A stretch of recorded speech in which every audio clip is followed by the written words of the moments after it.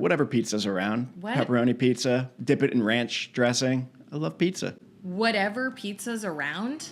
It's your birthday and you can have anything, and you made up the question. And you're Okay. like, I don't know. No. Garbage pizza? Hey everybody, welcome to the show. I'm Rodney Evans, and that guy in the black hoodie with no facial hair is Sam Spurlin. What's up? Welcome back to At Work with the Ready. This is a podcast about modernizing organizations as the future of work meets the present moment. Each episode, we turn our attention to one common organizational pattern that we think is worth digging into. We pull it apart like raccoons who found some cotton candy in the garbage and propose solutions for what to do instead. Except we don't today, because today's an AUA. But we keep the script anyway. Okay, sure. Today we are not going to do that. Although you never know. Maybe we'll find a pattern like raccoons in a garbage can. That's true. We'll just dig through until we get to one. Today we're going to do an AUA. Sam and I love AUAs, and we got a lot of questions. So we're going to answer a bunch of them, but not too many because Sam has to go places. But before we do, let's do a check-in. Let's do a check-in. Hey, Rodney, it's your birthday. What are we having for birthday dinner? It was my birthday very recently. Mm-hmm. We had smash burgers. Yum. Ed made them. What do you get? What do you put on your burger? Cheese, American cheese. Other people wanted nice cheese, but not me. I wanted American cheese and ketchup and pickles. And he got one of those things for on top of our grill, like a griddle thing. So you could, and he got the big, like, real smasher to really do it. And he made double-decker ones. And it was honestly one of the best burgers I've ever had in my whole life. It was they were so juicy and so delicious. I'm not a huge red meat eater, but every once in a while I do enjoy a burger. And that was what I wanted for my birthday. And when it's your birthday, you get to have whatever you want. And so I had smashy burgers, and they were delicious. Oh, and my friend Bridget made, did I say this already on this show, that she made my dream ice cream? I don't think so. She was like, make up your platonic ideal of ice cream and I'll make it for you. And so it was mint ice cream with junior mints in it. And it was so good. It was so good. I don't want to yuck anyone's yum, but that seems maybe too minty. It wasn't. It was perfect. It was perfectly minty. Okay. There is such a thing as too minty. I'll hand you that. Right. But in this case, no, it was just so delicious. Okay. Smashies and minties. What about you, Sam? Okay, for me, I mean, I am perpetually 8 years old, so we're having a pizza party. And just whatever pizza's around. What? Pepperoni pizza, dip it in ranch dressing. I love pizza. Whatever pizza's around. It's your birthday and you can have anything, and you made up the question. And you're like, I don't know. No. Garbage pizza? Jet's Pizza, Detroit style. Oh. Is Detroit style the square kind that's really thick? Yeah. We just got one of those in thick, Durham. but not deep dish. Not deep dish. Not deep dish. Not Chicago. Detroit style. Crispy crust, pretty deep, but often the sauce is on top of the cheese, but not always. It's real good. Interesting. Okay, I'm going to try that. Mm-hmm. That sounds great. Okay. Great. Now I really wish that I was eating instead of making Me podcasts. too. Here's how you can make me feel better. Leave us a review, please. Ideally on Apple Podcasts. And follow us on LinkedIn, YouTube, or Instagram. Thank you so much. Sam, take us in.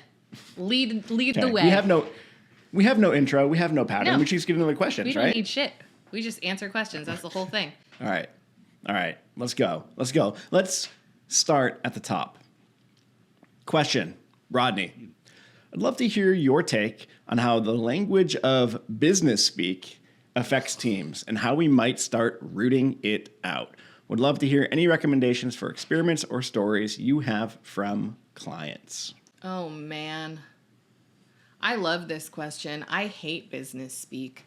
And it's funny because I feel like we are occasionally accused of being jargony, but it's because we like formed our own language at the Ready, but it's not business speak. It's just like our own language, like speaking Elvish or something, you know? But I understand it's equally annoying to people, but maybe in a different way. Anyway, that was a side note. I think all you can do is model this, because saying to someone you have to stop talking like a corporate robot, it probably isn't going to go that well. What I often find myself doing in client organizations, which I'm sure is spectacularly irritating, is asking people to explain things to me that I don't understand because they use words that don't mean things. And so I think two things. One is you can start by not using those words, and I have noticed that the way that I communicate in clients, both in writing and verbally, people tend to start speaking more like me than I do like them over time, because I speak in a way that everyone can access and understand, and they don't. So just like model it, and also know that modeling it will feel quite vulnerable. I definitely have the insecurity that because I speak plainly, I am not taken as seriously as if I spoke using professional code, but it's worth it, and it's how I want other people to be, so I just do it anyway. And then just ask people what they mean by stuff when they're using like alignment and synergy and vertical integration and a bunch of other things that they could just like explain to you. And then eventually I think that starts to shift when people don't feel understood and they feel like you want to understand them. I feel like that is an invitation for them to use shared language. That's what I got. What you got?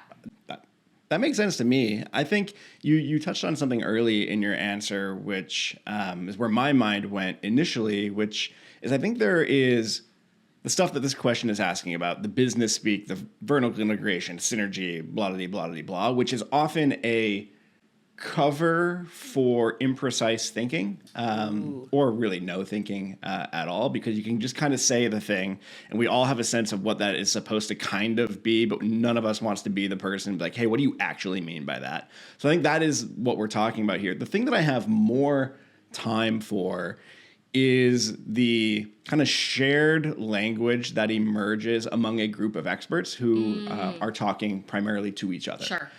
Because I think there's a lot of expertise and specificity that is possible using very specialized language.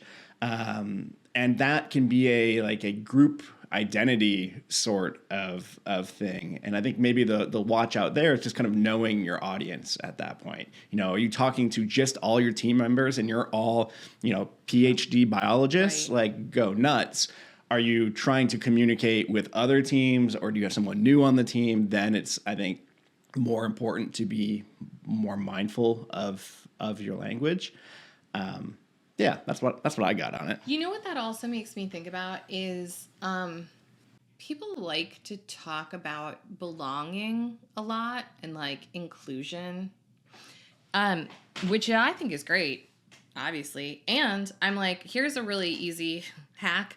Use words people understand. They might feel more like they belong on your team or in your organization if they know what the fuck you're talking about. So sometimes when I see very complicated plans around things like inclusion, I'm like, it feels to me like what would be a very easy hack is to write and speak in ways that are broadly understood. And you're sort of not creating like a walled garden inside which only people who have like tenure and status and inside information can participate. You're sort of like open sourcing the language of the team or organization in a way that I feel like if you have any aim around belonging and inclusion, that feels like an easier place to start actually than a lot of other things. Yeah. This timing is actually really interesting. I'm getting ready to go do a full day strategy thing with a client, and we, Mia and I, our plan at the end of the day, and I'm pretty sure this was her idea, was to do an activity around trying to distill what we did for the 80% of the day prior, all this strategic thinking, distill it into a couple of narratives for different audiences. So, what is the story of what we just did here today for the C-suite? Love that. What is the story of what we just did here today for the front line of this organization? What's the story that we have for ourselves where we have the most context and the way we can talk about it is probably in the most detail? I haven't done an activity quite like that, and I'm excited to see how it goes. And I'm guessing it's going to be a lot of, what do we mean by this word actually? Yeah. Like, yes, this is a business word that we see in every strategy, but what does it actually mean to you all? And oh, this group over here described it that way, and this group over here described it that way. Isn't that interesting? We all had agreed on this word, and we actually have very different understandings of what this word means. Yeah, I love that. That's really cool. All right, I get to ask you the next one. Okay. Okay, how do we build trust, prioritize psychological safety, and depersonalize conflict in an arena that relies on archaic practices as part of its identity? If I remember correctly, the listener who is writing in here is, I think in his words, was staring down an ERP implementation in the hot Brooklyn summer. What a time to be selling those. Exactly. And the dynamic is that you have often these somewhat more tech savvy managers who are kind of responsible for doing this, and actual operators like forklift operators and manufacturing specialists in the factory making stuff, or in the warehouse moving stuff around, and needing to all come together to work on this. And you have this dynamic, I'm sure that lots of different kind of silos emerging there, but the most obvious one being the tech savvy managers and the folks on the front line there. So those are the extra details that I thought pertinent to share. And the first thing that I thought of with this question is the principle of through them, not to them. I would be very curious to understand from the forklift operators and the folks in the warehouse, how are they perceiving what this work is, and where and how they see themselves in it. I would guess, without knowing all the details, that this is very much a dynamic of to them right now. Probably. Like, we have to do this, and sorry, it's going to make your life more annoying, but we have to get it done. And I think sometimes that is absolutely a reality. For the good of the organization, we all have to adopt a thing, right. And we would prefer not to, but we have to. So first is trying to better understand kind of where everybody is on that, and then my brain went to something really practical, which is kind of how do you start to break down these two groups' identities? And I'm wondering, these ERP workshops, are they always on the home turf of the managers? Are the forklift folks having to kind of come into HQ and sit through these workshops and work through things? And maybe that's the most obvious location because that's where we have space. But you're immediately kind of putting somebody into a dynamic of we are coming into your space and we're kind of guests in your space. And this whole thing that we're doing is not even our idea. So I'd be very curious to better understand kind of what that dynamic is like. And then how can you start to break that down? Are there meetings where we can go do it actually in the warehouse? Can we go, can the office folks, the managers, be the guests in another space, or kind of alternating back and forth as we get after this work together? Cool. What do you think? I mean, I would probably not focus on the trust building. I would focus on the interaction in terms of getting the work done, because I think that's where you build trust. And I without knowing the full context here or why there might be conflict, my very hot take is usually when you're doing something like this to frontline workers, first of all, you should be doing user-centered design. ERPs are configurable. All enterprise tooling is configurable. And the frontline workers are probably the best users to design for, because they have like very tangible jobs that take up all of their time. And so whereas like you or I are most like white collar workers, it's like, oh, you add a couple steps to a process and we're like, meh, little extra You fluff want me in to my click day. 3 more check boxes? We're just like 3 more check boxes? Come on. Whatever. But like I have found working with tech support teams, customer like call center support teams, those two in particular, like those people, because of what their jobs are like, what the volume is that they deal with, how like frankly annoying their lives can be.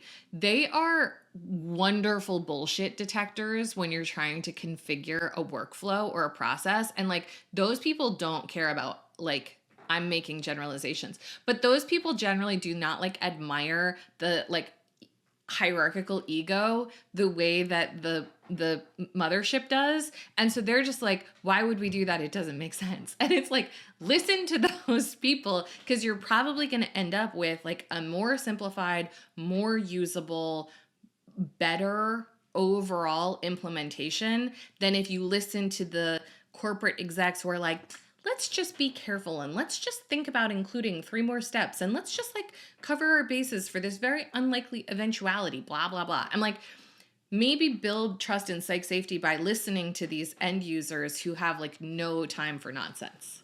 Yeah. Yeah. I like that. I love working with those teams. I love working with teams that like have really tangible jobs, because like there's such a common sense design in their work where it's just like, they're just like, Yeah. I'm not going to add a step if it doesn't do anything, because like Right. my day is full and my life is hard. And like, if I'm working at Amazon, like the buzzer is starting to beep and like, I gotta go here. Yeah. It's great. Cool. Okay. You ready for the next one? I'm ready. Okay. He's ready. All right. Next question. How would you think about how to spend $100 on employees? So let's say you have 50 on salary, 25 on health and dental insurance. I think of total compensation as impacting many areas of Maslow's hierarchy, and I would love to hear your thoughts. I'm going to assume that we are in America, where healthcare is exorbitantly expensive if you are buying it on the open market, which I have done. I was talking to a guy I play music with the other night who told me for his family, he spends 30 grand out of pocket a year. Oh, Like that's a rough. lot of money. So, I would make sure that the healthcare is sufficient. It doesn't have to be, I don't think, like the Cadillac of plans, but I have like a real beef with companies that don't provide healthcare, because like we don't really have a net in America unless we have independent wealth or friends and family who are willing to take care of us. Like the system is not like, this is not the Netherlands. Like the system is not going to take care of you. And unfortunately, and I think it actually is like at the root of all, the root of a lot of problems, which is a conversation for another day. I think the fact that healthcare and like benefits that to me should be basic human rights are tied to employment in this country, and specifically to a certain type of employment, is like deeply and profoundly fucked up. So I think of that 100, whatever the number is, that means that your employees are not going to be bankrupt or in perpetual debt or unable to retire or take care of their families without healthcare. Do that. Like cover that base. And then the rest of it, I think I'm generally a fan of salary. I mean, we're right now going through like the design. Well, it's very early days, but we're starting to think about, I got a deck yesterday to look at about the design of profit sharing. And I do believe in profit sharing at companies much more than I believe in like individual bonuses. And of course, there's a case to be made that's like, you could not share profit. You could just put that all into employee salary. But I do think that there is some value in the collective orientation of like high tide lifts all boats. If we're all contributing to this place, then we're all benefiting financially. So I think those would be my top three. Like foundationally, make sure that if somebody gets hit by a bus, it is not existential crisis for their family financially. Beyond the getting hit by a bus part. Exactly. Well, yeah, that part is probably pretty big crisis, but financially, make sure that your salary is like at market or better if you can afford it. And then if you have leftover, I like profit sharing. Cool. I like all of that. The only additional thing that I would throw into the mix, and I don't know kind of what percentage this would be, but I would just kind of put it forward as an option, is any sort of something that looks like a potential sabbatical or the ability for people to step away for a non-insignificant amount of time, and just have that be something that people can work toward and take without stigma. And I don't think it has to be kind of the radical version that we have historically had. There are much smaller versions that are still incredible perks for your folks to have. Yeah, I really like that. I would also say this isn't really an answer to this question, but I did not invent discretionary spending at the Ready. Oh yeah. And we have what is ours? Is it how much is it a month? $3,000 a trimester. It's $1,000 a month. Yeah. Hey all, Jack here. You might have noticed that math there didn't really math. The actual number is $750 a month. So just pretend that they used the right number for the rest of this answer. Okay, back to the show. Yes, is a smarter way to say what up. So we have a agreement that members of the Ready can spend up to $1,000 a month in pursuit of like the Ready's purpose, which is quite broad. And we don't budget as if everyone is going to spend $1,000 a month. Yeah. Because that is very rare. But I, especially compared to other places that I've worked where very much based on seniority, you had spending authority. I like the fact that like people here can be like I could just book a plane ticket tomorrow to come see you if we wanted to work for a day on the podcast live. And like I think that there's a lot of value in that. So it's not really an answer to this question because it's like you're theoretically spending that money, but like it doesn't always actually get spent. But I think something like that creates a psychological freedom that is, and also frankly takes friction out that I see in a lot of organizations where people hand-wring about asking their boss if they can take a client to lunch and pay for it. And I like that here it's just like, put it in your discretionary. You don't have to bother with that. That is such a good call. And I agree that it's the psychological freeing that it creates, because I have noticed in myself, because I know I have this money that is, earmarked for me to spend if I want. I do spend some time thinking about like, what is the book that I should buy? Yeah. Or what is the class that I should take? What is the skill that I should go learn? And it doesn't mean that I'm always spending. Actually, I very rarely spend even close to $1,000 a month. But I'm always thinking about how could I use a little bit of money to like get better at my job and help the Ready. Yeah. And it's a nice inversion of like the old budgeting trope where at the end of the year you have a bunch of training dollars to spend. And so you just like sign up for some bullshit negotiation course because you're like, I don't know, YOLO, I've got $2,500 left. Yeah. Well, yeah. And namely, our process, just because I'm not spending my $1,000 doesn't mean at the end of the year that I now have $12,000 for me to go spend. Like it's like use it or lose it. Yeah. But also you don't really lose. Like, I don't know. Like I don't think we have created the weird budgeting problems that traditional budgets create with stuff like that. Yeah. And anytime there's been like a lean moment at the Ready and someone has brought up discretionary, I'm like, do not touch it. It is not worth it. Like, will someone make a butthead call with their discretionary once a quarter? Absolutely. Is it worth clawing it back for the entire company and instantiating approval process? No fucking way. Yeah, no way. And we have definitely created a culture where and I have definitely thought through this, like if we are in a moment of, hey, maybe don't spend your discretionary. Like, okay, great. Yeah. That it's discretionary and I am going to use my discretion, take that advice from our finance person and not spend that money. Right. And it's not a big deal. Right. Exactly. So that was a side tangent, but I do think that if you can, with that theoretical $100 that you have to spend, if you could put $2 of it aside and make a little pot so that everybody had some discretionary money to pull from when they wanted to take a training class or buy a plane ticket or buy a book or go to therapy, that would be cool, I think. Love it. So next question. Is there a size threshold where an organization gets too big to be feasibly integrated? Obviously, there are large corporations that have multiple divisions that don't really have any relevance with one another beyond efficiencies and shared infrastructure.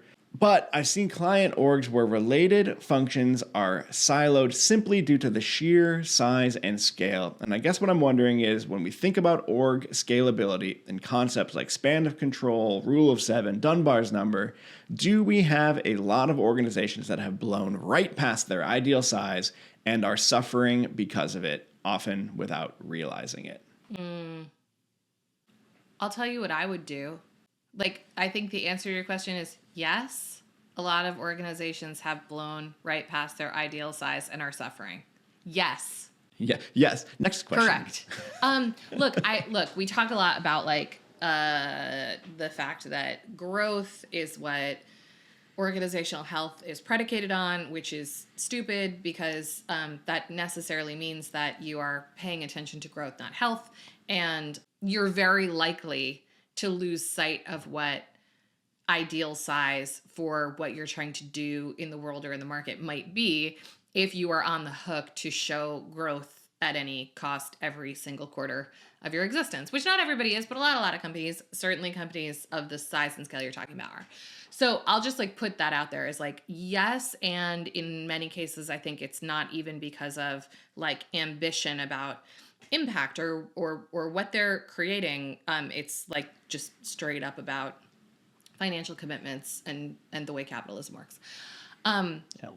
I am a fan of the W. L. Gore sort of carving off when you get to a certain size. And we've seen a lot of case studies where, you sort of hit the 150 and under number and it becomes its own self-managing, mostly pod of some kind.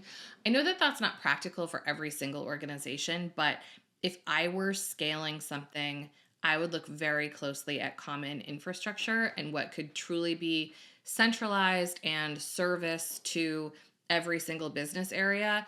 And then I would let business areas run as small businesses in a decentralized and self-managed way to the extent possible. Yeah, the metaphor that comes to mind for me with these really large organizations, 100,000 people or more potentially, you're literally getting into the size of small cities at this point.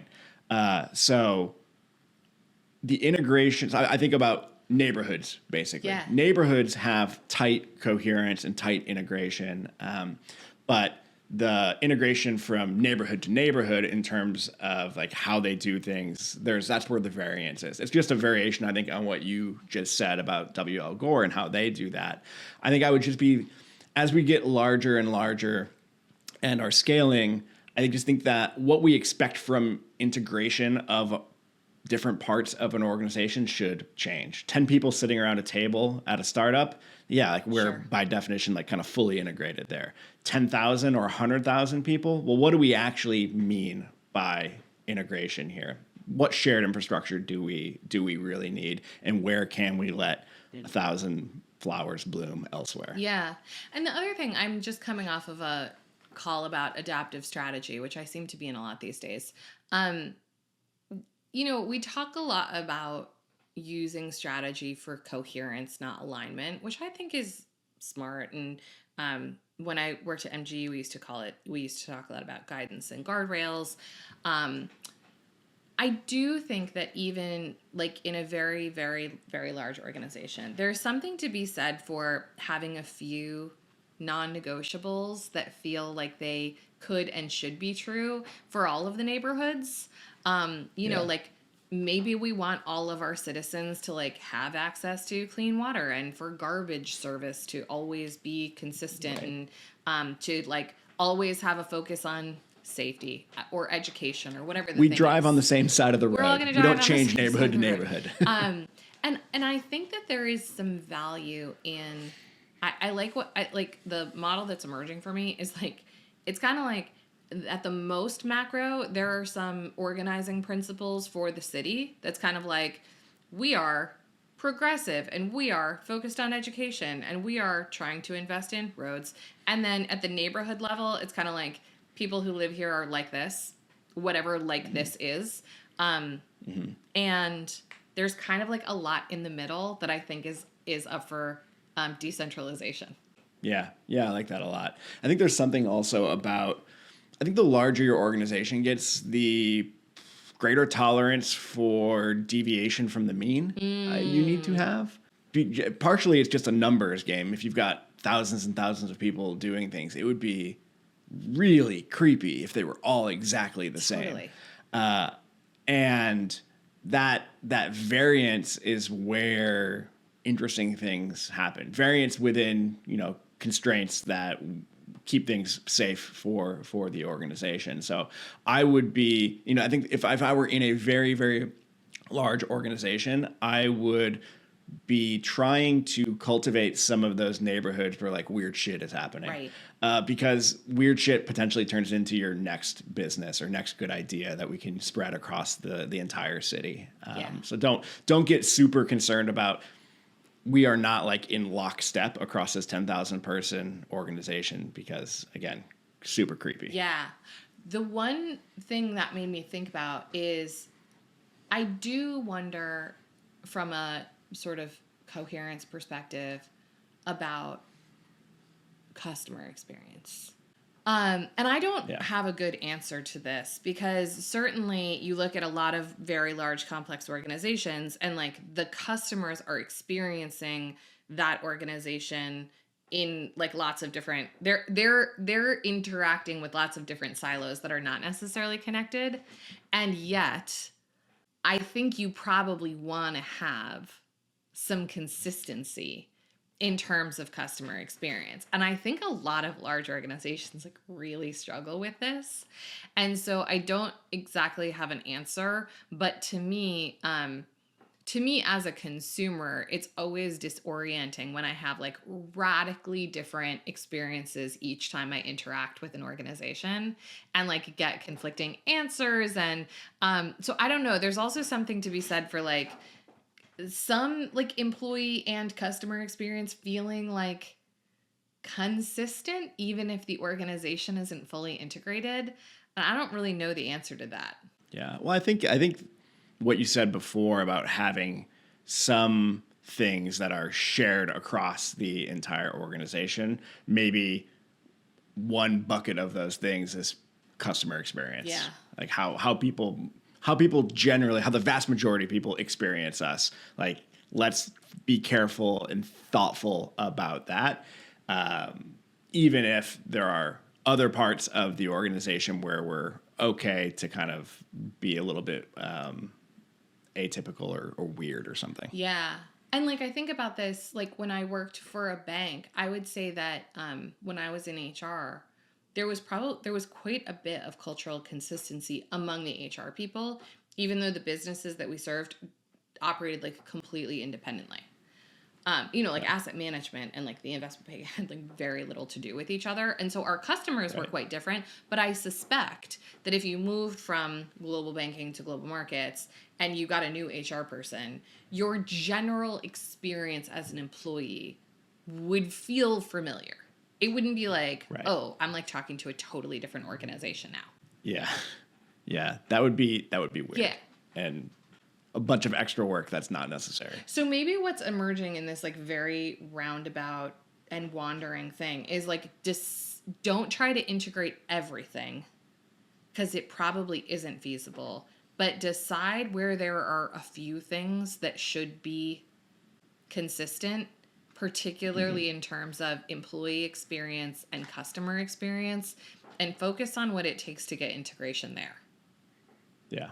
Love that. Sweet. All right. We found it. As one of my clients used to say, broken clocks right twice a day. Another question. Yeah. Ready? I can read this one. It has fewer words. I'm less scared. Do you see new ways of working trending up, down, or something else? What motivates organizations to engage with you? And are there any patterns in terms of sector, size, location, structure, culture, etc.? It's too bad I'm the first answer on this because I don't have a good one. That's okay. And We're sense making today. That's true. That's we the are. vibe. You're right. We're just hanging out. I'm literally drinking a beer. It's not alcoholic, but still. This feels like such a brand for summer. So, partially, one of the reasons why I feel like I don't have an answer is because I am deep, almost exclusively in client delivery work right now and have not been participating a lot in growth conversations. Like, I'm not consistently having those first calls with potential clients. So I feel more disconnected from the reality of what is actually happening out in the world, because I want to say, my gut wants to say, like, yeah, like we're trending up and people are like thinking about it and we're doing great work. And it's because I'm spending all of my time with a small number of clients who are like getting after it. Yeah. And it is very true for them. And they do see the value in it. But I also occasionally stick my head up and look around and I see just really heartbreaking and stupid stuff happening in the world of organizations. And it makes me wonder, like, have we just kind of found the small group of orgs who are willing to kind of get after this work with us? And the actual trajectory is like going in the other direction. So I need you to bring that perspective into this. Okay. I will try. Okay. I really like this question because it made me think about what patterns I'm seeing. I would say, for starters, on balance, I think that the trends that we're seeing right now toward authoritarianism, both in companies and in politics, is largely a response to progress. So I still think that like we are on the right track over the longer arc of time, and I do think that this is a bit of like the Hail Mary to like save extractive capitalism so that billionaires can keep billionairing is like all around us right now. And I think the only reason that it's so extreme and so toxic is because on some level there is an awareness that like it's the last days of disco. And I find that really heartening. And in moments when I see just like absolute nonsense going on in organizations in the news, I'm like, okay, this is a response to you becoming extinct. Got it. Yeah. And I know that some of that is also like me just being an optimist, but I do think that when I see regressive policy in organizations and governments, it is a response to something and I think that there's something generationally, like I think the generation younger than mine and yours has a different set of expectations. They have a different set of demands. They're not sort of like saluting the flag like I did when I was coming out of school and just being like, okay, Right. I guess I'll just like do what my parents did. They're like a much more, because, you know, they had the internet. They're like a much more plugged in and evolved and questioning generation in many ways. And so I would say like my very hot take is we're on the right track. I do see progress and movement. And I think most of the anti-patterns are actually in response to that, not being done in a vacuum. And I find that very heartening. I am now heartened. Do you feel heartened? Thank you. You're welcome. Yeah, I feel heartened. You're welcome. In terms of patterns, there are two things that come up for me. And I wish I knew where I saw it, but I just read something about how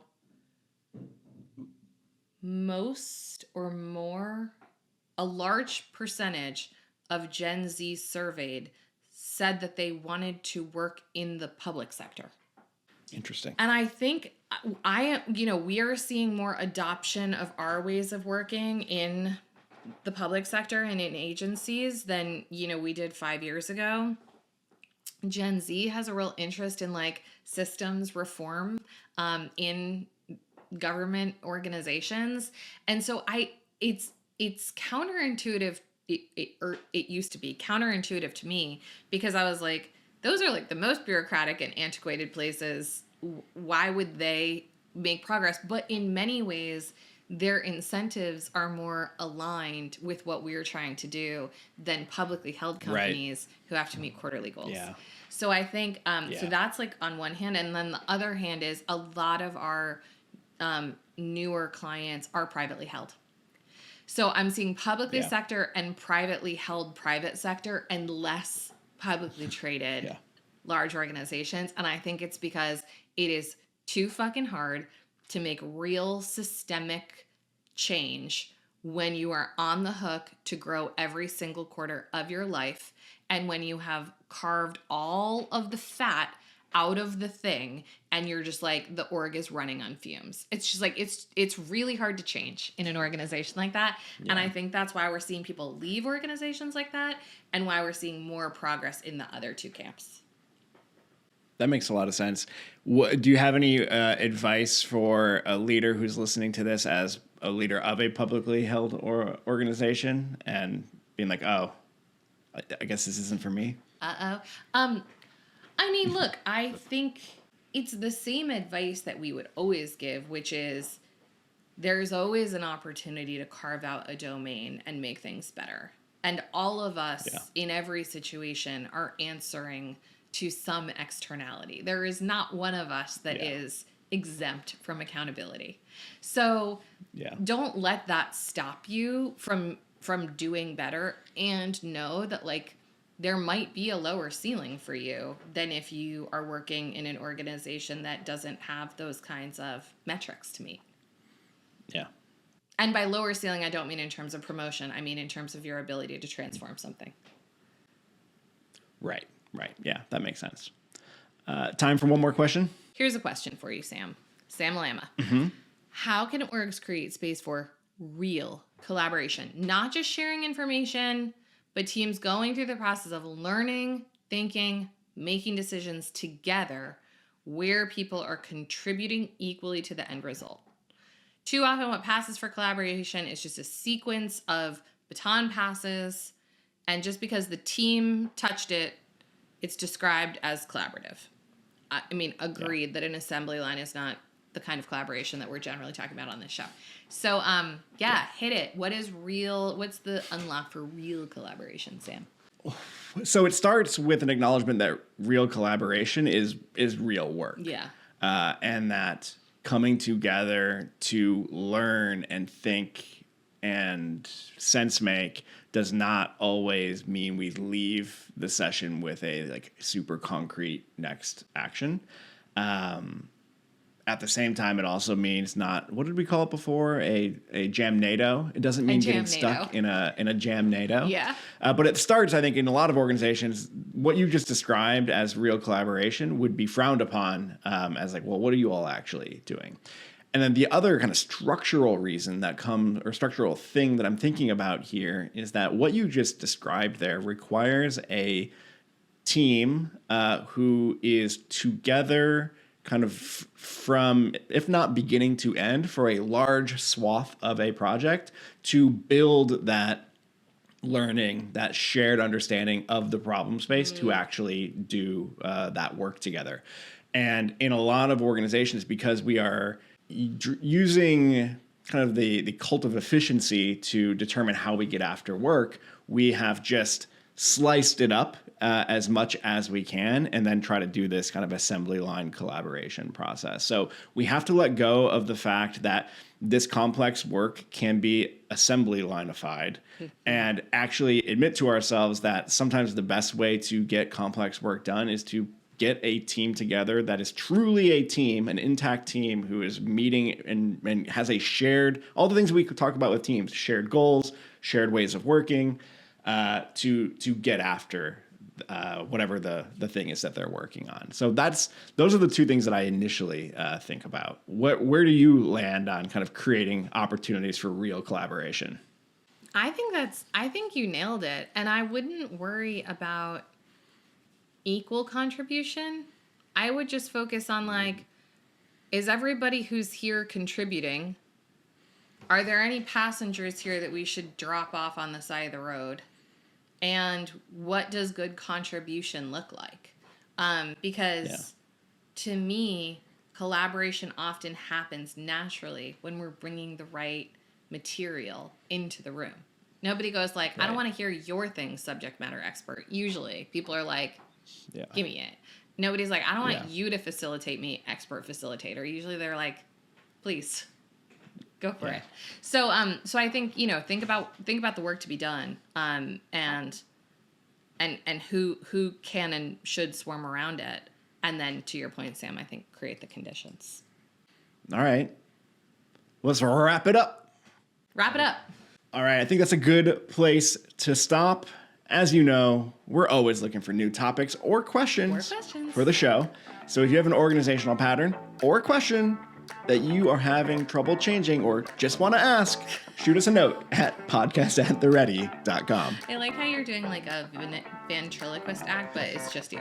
Yeah, it's just me. This show is engineered by Taylor Marvin, and it is produced by our very good friend, Jack Van Amberg. He's going on vacation in a week. Yes, he is. I assume because of what he heard on this podcast. At Work with the Ready is created by The Ready, where we help organizations around the world change the way they work. Thank you for your questions today. We had so much fun answering them. Please keep them coming, and thank you for listening.